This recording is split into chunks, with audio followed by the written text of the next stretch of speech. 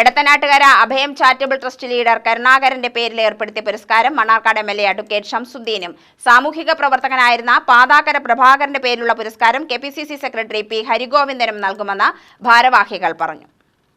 20 വർഷം മുമ്പാണ് മനുഷ്യസ്നേഹികളുടെ കൂട്ടായ്മയിൽ അഭയം ചാരിറ്റബിൾ ട്രസ്റ്റ് പ്രവർത്തനം ആരംഭിച്ചത്. ഭിന്നശേഷിക്കാരായ കുട്ടികളെയും മുതിർന്നവരെയും സാമൂഹ്യ സാമ്പത്തികമായി സംരക്ഷിക്കുകയാണ് ലക്ഷ്യം. 2021 ഭിന്നശേഷിക്കാർക്കായി ആരംഭിച്ച പകൽ വീട്ടിൽ 27 സ്ത്രീകൾ 38 പുരുഷന്മാരുൾപ്പെടെ 65 പേർക്ക് അഭയം നൽകുന്നുണ്ട്. പൊതുജന സഹകരണത്തോടെ ഭിന്നശേഷിക്കാർക്ക് സ്വയം തൊഴിൽ സംരംഭങ്ങൾ നടത്തുന്നുണ്ട്.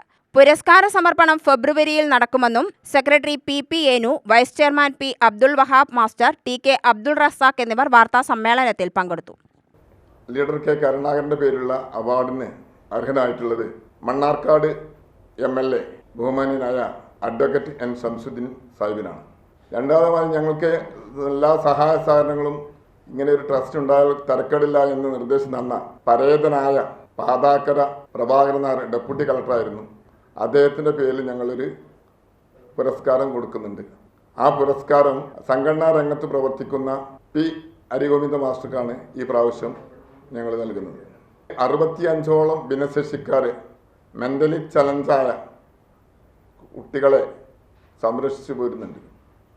സർക്കാരിൻ്റെ യാതൊരു സഹായ സഹകരണങ്ങളും ഇല്ലാതെ സർക്കാരിൻ്റെ ഓർഫനേജ് കൺട്രോൾ ബോർഡിൻ്റെ അംഗീകാരം മാത്രമേ കിട്ടിയിട്ടുള്ളൂ. വേറെ യാതൊരു സഹായമില്ലാതെ ഒരു വാടക കെട്ടിടത്തിൽ 65 കുട്ടിയോളം ഞങ്ങൾ സംരക്ഷിച്ചു പോരുന്നുണ്ട്.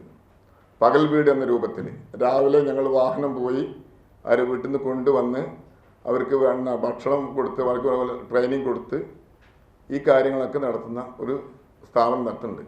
ദരിദ്രനായ ജീവിക്കാൻ മാർഗമില്ലാത്ത ഭിന്നശേഷിക്കാരന് ഞങ്ങളതിന് സംഭാവന കൊടുത്ത് അവൻ്റെ പാലും അവർക്ക് അവിടെ എടുത്ത് ജീവിക്കാനുള്ളൊരു സംവിധാനം ഇല്ല. ഇതുപോലെ ഈ പ്രാവശ്യവും 2 കുടുംബത്തിന് ഞങ്ങൾ സഹായം നൽകാൻ ആഗ്രഹിക്കുന്നുണ്ട്. ആ ചടങ്ങും ഈ അടുത്ത് തന്നെ നടക്കും.